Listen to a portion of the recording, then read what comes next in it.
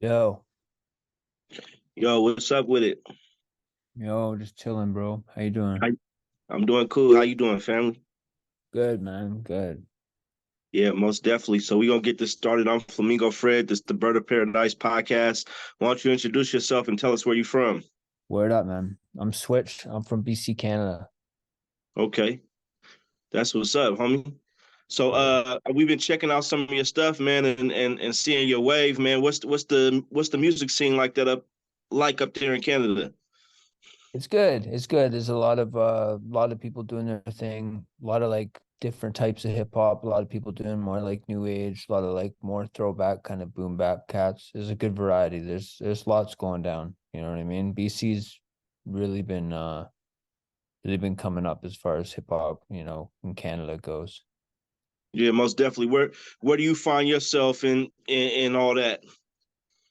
I like mostly to do the boom bap kind of stuff. I like the odd, a trap beat is like the odd one, you know what I mean? But mostly I like slower kind of beats, you know what I mean? Slower, even some without drums, it doesn't even necessarily need drums, but I don't really, yeah, I don't know. I listen to a lot of trap. Like I really enjoy cats like like a Future or somebody like that. I really like their music, but I don't really make that type of music. No, most definitely. I can agree with you on that. I was. It's funny you said that. I was bumping the Alchemist a lot, recently, and I noticed a lot of tracks that he's producing for people are like basically samples and loops with basically very low drums or no drums. Yeah, yeah, there might even be like just drums in the sample or whatever. But yeah, it seems to be more and more common. And I mean, it's been a thing for a while, but I think like yeah, it really seems like the last 5 years it's really become a sound, like a signature sound for like a lot of really influential artists. I think some of that, I'm an artist myself. I've been making some, funk music, but I started out with boom bap. I think it's kind of like, when are you listening to this music? If you're listening to trap music, Future or whoever, you kind of might be in the club or, like the party setting. If you listen to more boom bap music, a lot of times I feel like you might be in a relaxed setting, you might be at home. People like to smoke, study, or do whatever else. So I think it's kind of making it more like a more chill music. Yeah, definitely. There's like a mood for everything. Like I even listen to a lot of like metal music while I work out, you know what I mean? Like I just not Hmm. really any other time really, but it seems to really really work good for like exercise, you know what I mean? Like just getting me, pumped up in a certain, but yeah, when I drive, it's usually, usually boom bap or trap or, some sort of hip hop. No, most definitely. I mean, it makes sense. I mean, it's more calm, and I mean, a lot of people like to listen to instrumentals and stuff these days. So I Hmm. think that could, contribute to taking the drums out. And the thing I noticed also too, I mean, back in the day, especially here in America, I don't know how things were kind of up there. I mean, there was a time where like spoken word was kind of a thing, kind of like maybe in the 70s they were playing like that's what it reminds me of. They're playing like the band is playing like a soft beat in the background, and you hopping on the mic, hey daddy yo, in the Hmm. concrete jungle, whoop dee whoop and people kind of do their thing like that. So it kind of reminds me of that. Yeah, it gives you one of the arguments I've heard for like why people like it is it just gives the artist a lot of space. You know what I mean? Like when you're, a lot of the times the drums kind of, determine your flow or your pattern. Where if you just have a sample, you could like take a half a bar off here, take a half, or you hear a lot of that like that West Side Gun, that kind of like holding your notes, you know what I mean? Like almost singing Mhm. a little bit. You hear a lot of that over the drumless beats because yeah, there's nothing to clash. It's just like really open. Yeah, I've been doing a lot of that lately. Just some, I don't know what it's called because it's not necessarily good singing. It's like rugged singing, harmonizing, like especially over like some of this funk stuff. Something like ODB used to do that a lot. Mm. It Yeah. kind of makes me want to, down, yeah, yeah, and kind of Yeah. get into that type of shit. But when you first start out as an artist, I said this before, you're just trying to rap, you're trying to rap. But now as I've grown as an artist, I want space to play on the record to give Mm-hmm. me so I could change up the rhyme scheme, the word scheme, the flow. I want space to play. I don't want the beat to just be so fast. I gotta stick to the same, you Mm-hmm. know. So that's huge. Yeah, it can be a little bit of a like a cage, you know. Yeah, no, it most definitely can. And you want to grow and go out the box, so you start um stepping out of that cage and stuff like that. Who do you think the best artist is up there in Canada right now? I mean, the best is super subjective, right? Like, I mean, there's a lot. I mean, obviously, I wouldn't say like he's global, but Drake's from Canada. You know what I mean? He's probably the most successful, definitely the most successful Canadian artist. But there's lots of cats, man. I mean, my region, like BC, there's the whole like Stomp Down, like SDK, like Snack the Ripper, Mercules. Those cats, they're really big where Hmm. I'm at.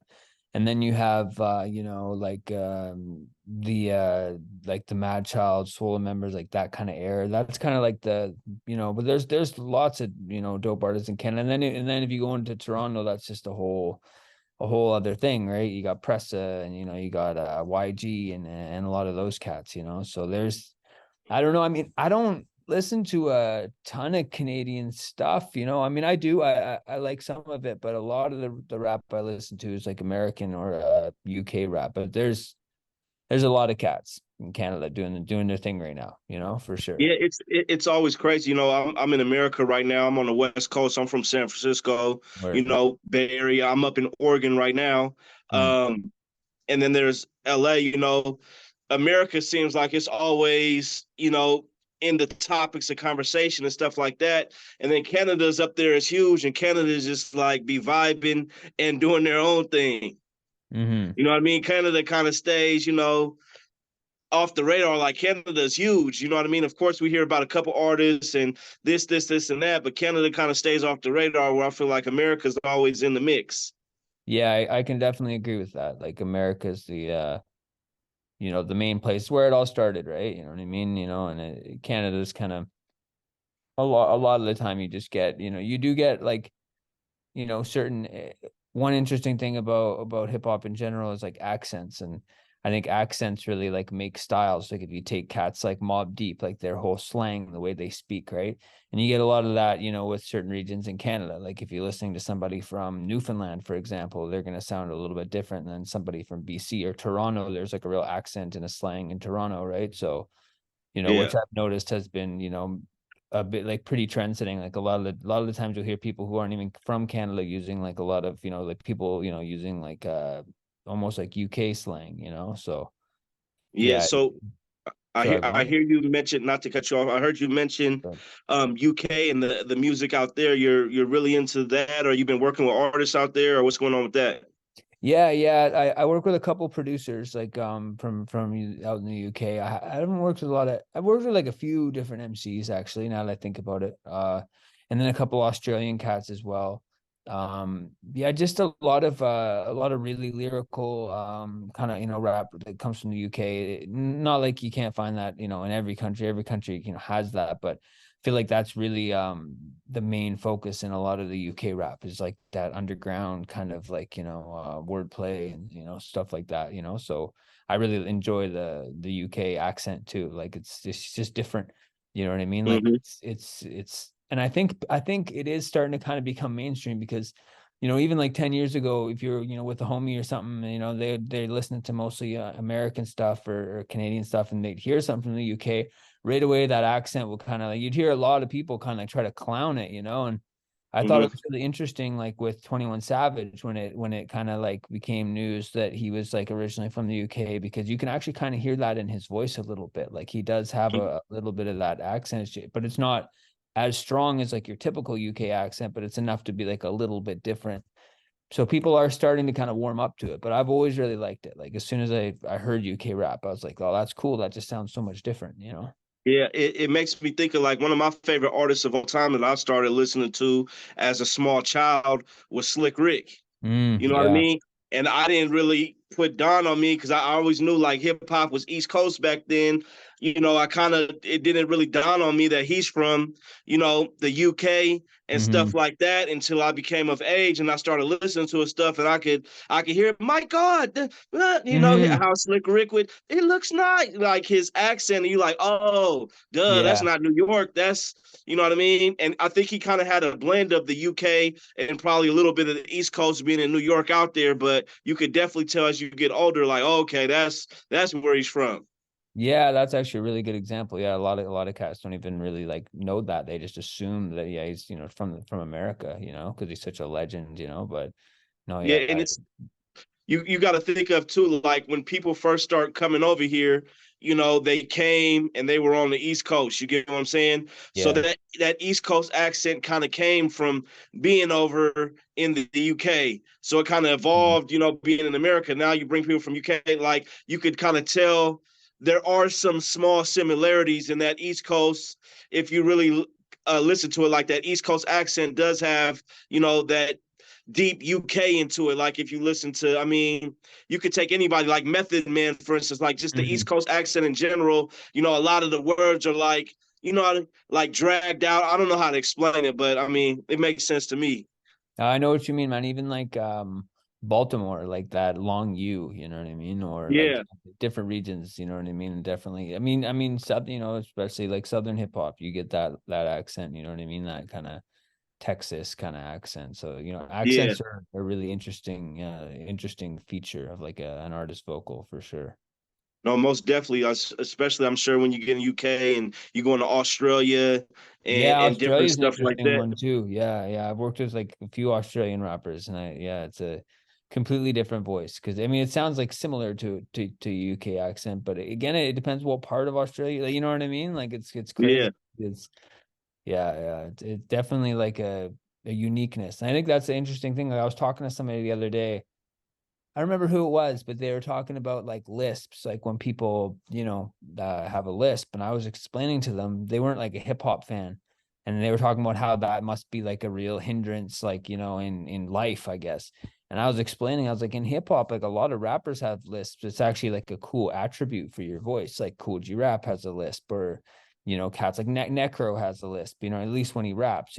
So Mhm. it's funny, you know what I mean? Like it's yeah, having things about your voice that maybe odd, like with it makes it unique. You know what I mean? If you're an artist, so Yeah, a lot of places I've been, and I mean, I haven't been out the country tons, but you know, different places I go, people are like, oh, you know, people told me you sound like Ice Cube. You know what I mean? mm, Well, I'm a West Coast dude, and you know, I'm from the Bay Area, so to somebody that's not from out here, we all kind of sound like a West Coast hmm, accent. But if you're on the West Coast, you could tell the difference. You know, when we yeah, I get to talking and I get animated, there's a big difference between the Bay Area in LA, you know what I mean? yeah, But yeah. it's just crazy how that works. I think accents are really cool too. What's like the craziest thing that you've seen like doing a show or being involved in music or on tour or stuff like that? Like doesn't have to be crazy. It could be a fun story where like what's something cool that happened that you've seen?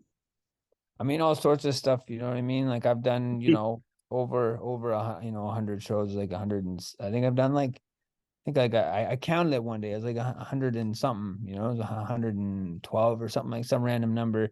So there's been Mm-hmm. so much stuff that, you know what I mean? That's kind of been like, whoa, I can't like it's hard to, but I mean, fuck, I've had, yeah, all sorts of shit. You know what I mean? I've seen a dude, get hit with a bottle, like while I'm on stage, like just watching, and boom, okay, dude gets smacked, with a bottle. I've had people like in my face while I'm on stage, like like not even like I had this one guy one time. I was on stage and I'm rapping, and he's yelling. It was a really small venue, and he's yelling my in the same kind of almost like, I guess, rhythm, but he's not saying real words. So I'm rapping, and he's just going like, ah, ah, just like yelling over me. You know what I mean? It's way too close, and I'm just like, yo, But I've seen all sorts of wild shit, man. Just, you know what I mean? People's, significant others acting crazy, and then you see, the conflict, transpire. I've seen chicks smacking, their boyfriends and vice versa, like just awful, shit. Cause you're in a nightclub, people are drunk, people do all sorts. Most of it is to do with intoxication. Even the all ages shows, I've seen some pretty crazy, because you still have people, unfortunately, using drugs and drinking, and a lot of the time they're younger, so they can't handle it, So I've seen people, vomit while while you're doing your set, or I've seen rappers vomit like when they're on stage, maybe like because they're nervous, or all sorts of wild shit, So it's hard Yeah, to narrow it down, you know what I mean? There's been a no, lot most of definitely. yeah. It's crazy, we get into these environments and a lot of people, even though they listen to music or see some stuff, there's a lot of people, especially when you go into different areas, that aren't too familiar with like hip hop and being at these shows all the time, or being at these venues and stuff all the time. And if you really think of the culture, like, you get ready to go out. Say there's a hip hop show. You're linking up with the homies. People are smoking. They're drinking. They're getting into this head change. They get to the club, the venue. They're drinking some more, head change, and then here you are. You come out to perform. You know what I mean, for these people, or then we listen to music at that point. So it's like it's Mm, almost like it's almost like a ritual if you really think about, you know what I mm, mean, the music and what you're getting into. It's like there's always a need for some type of head change to yeah. go take in this music. Yeah, that's super interesting. I think that like there's always like some sort of like mood altering kind of thing. And the odd thing about that too is that music in itself is that like music itself like alters your mood and makes you feel sort of different ways. But yeah, I think also usually around a lot of people with socializing and consumption just goes hand in hand. You know what I mean? So Yeah. yeah, you definitely get some funny behaviors because of that. Like you get people doing all sorts of shit, you know what I mean? So, it is funny though for someone who's not familiar, you bring them to like a hip hop show and then all of a sudden Yeah. it's like. Because like some of your biggest fans you're gonna get is like from these markets where there's not a huge music scene. Like in Oregon, Mhm, I'm in Southern Oregon. Like up in Portland, they got a music scene. Down in mhm, Southern Oregon, there's really not much of a scene. You mhm. could go to other states and stuff like that. There's not much of a scene. So, I could tell even with dealing with these artists, like they haven't really been in that culture and had it all the time. And I think music, it's not a negative, it's a beautiful thing. But like even being in the studio, it's time to come Mhm, make music. There's people, they're gonna alter their state of mind before they make music. They're gonna drink, they're mhm. gonna smoke, they're gonna do this, get in their right, mind state before they start even making music. And that's an interesting thing for me because I got off of like I still use weed, but other than that I don't drink or anything, and I because I had a real I'm an addict, you know what I mean? So I stopped Mm-hmm. drinking and doing other drugs in, I think I was 20, about 25. And Mm-hmm. I'm 30 now. And, it was crazy, the difference going to a show and like, being able to kind of, I think a lot of the times it's the nerves. Cause I remember like the first time I had like just gotten out of treatment and I had a show at a club, and it was a club that I'd been to like fucked up a bunch of times. It was like where I used to live in that area and stuff I'd done, and it was just the weirdest feeling. And I realized like, damn, I actually do. I used to think I didn't get stage fright. And I was like, oh no, I was just really fucked up. You know what I mean? Like just, Yeah. I think a lot of times deal with the nerves, because you do realize like when you're just doing it sober, you're like, holy shit, man, there's a lot of people here. Or, you start to Yeah. realize like every person's an individual and whatever, right? Like you overthink it when you're drinking, or you're not thinking about it as much. You know what I mean?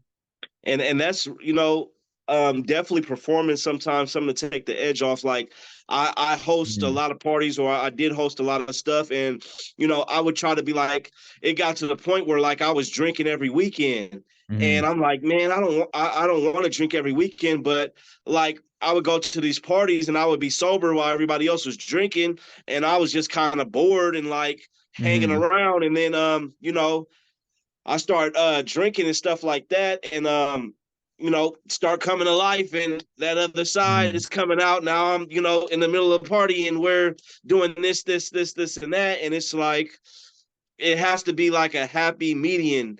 Do you Mm-hmm. feel the difference, like when you were in your addiction making music, and now that you're not in your addiction making music? Yeah, big time. I mean, one thing I used to get, a lot of people would even like a criticism I used to get was like, and when I listen to my old music, a lot of people, what they would say about it is like, oh, all you rap about is drugs. Like you're always talking about drugs. You can't go one verse without saying cocaine this, or you know what I mean? Mhm. Fucking codeine that. And it's like, I didn't go one day, you know what I mean? Some days over an hour without it. So how do you expect me to sit down and express myself so that it's not gonna like somehow come out? So it's funny, like when I'm, now I have such a, not to say that that's all I would talk about, but that would always make an appearance because it was such a, such a huge, part of my life. You know what I mean? And then now Mhm. now making music, without that, yeah, it's night and day. You know what I mean? Not having substances to, I mean, I'm still high when I make my music. You know what I mean? Because weed, but it's not the same. Weed's like baseline for me. I'm always, you know what I mean, on that. So it's not even really like I don't even really think of it as getting high. But yeah, it's a totally it's night and day, man. It really is. Like, but I feel like I have a lot more freedom of thought because I'm Mm. not so obsessed about it. So I can talk about other things, you know what I mean? The topics, my concepts, my song concepts, it's just a lot of artists you get that way. You become comfortable writing like a certain narrative, you know what I mean? I mean, people will do it like and it's not even like a knock, you know what I mean? It's just like people have their niches, you know what I mean? Like Pusha T. You know what I mean? You wouldn't hear a Pusha T song where he's not talking about selling coke in some way. You know what I mean? Even if, you're not gonna Mm. hear a song about Pusha T like where he's talking about his relationship with his mom or something like that. You know what I mean? You're just gonna hear like, and that's I'm a fan. I'm not even hating. I'm just saying, right? Like when Yeah. that's really consuming you or whatever, that's it really controls like what you think about and therefore what you create. No, I completely agree with you 1,000%. You took the words out of my mouth.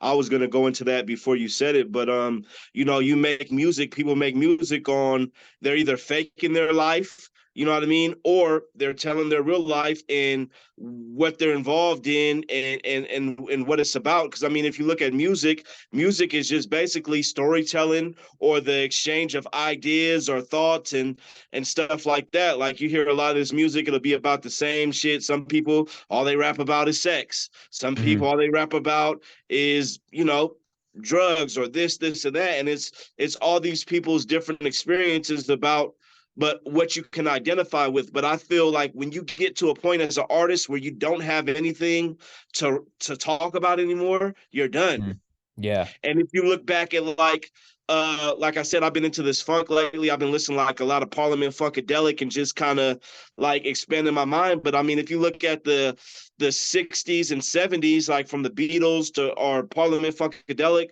a lot of the shit was like psychedelic, new ideas and Mm-hmm. drug influence, psychedelic drug influence in that era.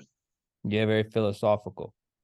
Yeah, very, very much so. And was that bad? I don't think so. I mean, it just depends on, how hard you could push it and how much you could sustain yourself. You know what I mean? Yeah, Like, exactly. You need a budget at the same time. You know what I yeah, mean? like That's yeah. are we talking about, mushrooms and you know what I mean, weed, or are we talking about fucking meth and you know what I Hmm. mean, cocaine? I mean, there's differences, you know what I mean? Hmm. So it's yeah, it goes into the music because you're trying to inspire, thoughts and feelings and stuff like that. Yeah, exactly. Yeah, most of the artists I've known, like in my life, have had some, a large portion of them have had some sort of substance, relationships with substances for sure. Like it's just comes with making art. It's not hard to find people who make art and do drugs. Usually like entire crews, like you'll have crews that are named after like the Alcoholics, or you know what I mean. Mhm. The Cage was in a group, I don't remember the name of it right now, but it was all about PCP and smoking PCP. And so yeah, you can, I mean, like even you take a group like Cypress Hill, like if you went and hung out with those guys, like you know what I mean, they're going to be smoking weed, and so therefore a lot of their music, that's kind of the atmosphere. And I think that's very true. Everybody has, especially when you go out, everybody has their own thing. Like Mm.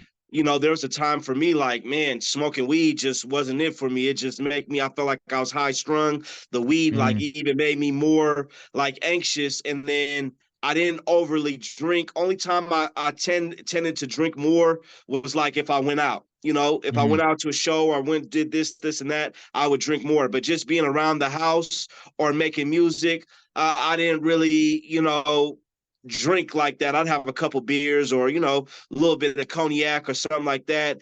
And that would be that. And so there was a time I was making a lot of music where I wasn't really on anything, but I kind of came to Oregon where, the drug laws and stuff like that is different here. And like dispensaries as far as weed are normal. And, Yeah, same here. Same with here. I think it's psilocybin, similar. Yeah. psilocybin and mushrooms is something I started microdosing Mm-hmm. and getting into and stuff like that. And nothing crazy, but I've definitely tested out and or pop the dose and make music and do different stuff like that. Mm-hmm. And that's the lane I went to, and it's more I liked it because it was a more natural way to do shit. Mm-hmm. You Yeah, it know, definitely changes the way you think, and then therefore might influence, the way you create, right? I mean, art yeah, and drugs, that shit often, goes together.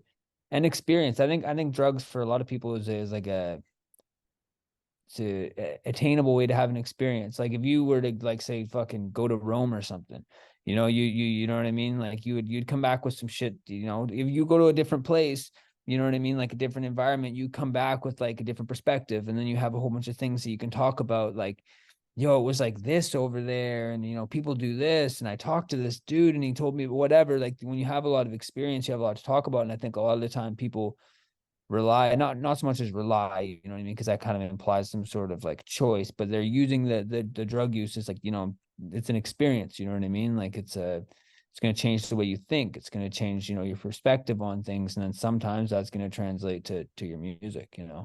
no, most definitely. And I mean, like, I like to do shit natural. Like, I try to, be more organic and stuff like that. And, um, I started doing my research on psilocybin and stuff Mm-hmm. like that because, psychedelics is like kind of in the Black community, like being back home in the Bay, like, it wasn't really like cocaine in its different forms and stuff like that was big, but nobody was really, I mean, there was an ecstasy wave and stuff like that. Mm-hmm. And then psilocybin was kind of like it wasn't so much of a cultural thing. And so I Mm-hmm. came up to Oregon and, I kind of came up here to be a hippie. I'm from the city and like I'm Flamingo Fred and kind of evolved into like kind of being more of this out there character, which is part of me anyway. And so I started researching the psilocybin and I was like kind of skeptical. And I just went ahead and I'm like, okay, this is dope. It's kind of like, open shit up a lot more for you. Yeah, big thing here was like I remember mushrooms even in high school and shit. Like mushrooms have been a really, like, it was kind of like a lot of the that was my first experience with any sort of psychedelic. I never got really too into the psychedelics, but I have a lot in my subconscious, like as we all do. But I tend to trip out. You know what I mean? I'm not a fun person to do psychedelics with. You know what I mean? Like I've even had a couple of times where I did mushrooms where it was just like, damn, I want this to be over. And that's the thing, is it lasts a long fucking time. You know what I mean? So Mm-hmm. it's not like, so you smoke weed, you get a little too anxious, fucking wait it out. You know what I mean? An hour, you'll be good. You know what I mean? You drink too Yeah. much, you get drunk, you puke, you feel a little bit better, whatever, right? There's ways to kind of like, if you do overdose yourself, not literally, you know what I mean? Not in a fatal sense, but you give yourself too much.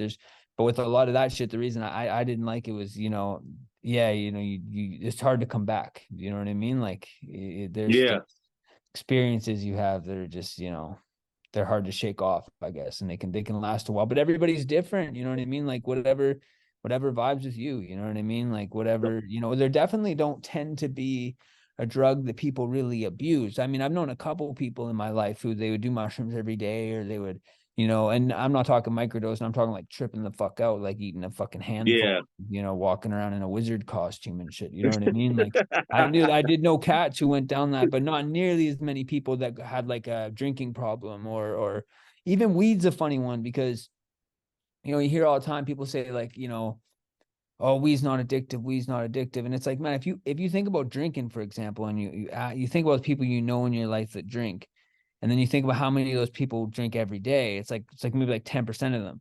But then you think of people, you know, that smoke weed, and you think about how many of those people do that shit every day. It's like fucking 90% of them. You know what I mean? Like most people who Yeah. smoke weed, like they smoke that, especially if they're like older and they've been doing it for a minute. So I mean, it's definitely something that stuck with me, man. I've been, you know, using weed since I was like 12, you know what I mean? And Yeah. it's a hard, yeah, it's a hard one to, and a lot of people would even say that's like a really, really minor, but a lot of, it's a cannabinoid, like it's not, but a lot, it's a little bit of a, you know, you can trip out that. It also changes the way you think, much like a hallucinogenic does, you know what I mean? Or, you No, know, no, most definitely.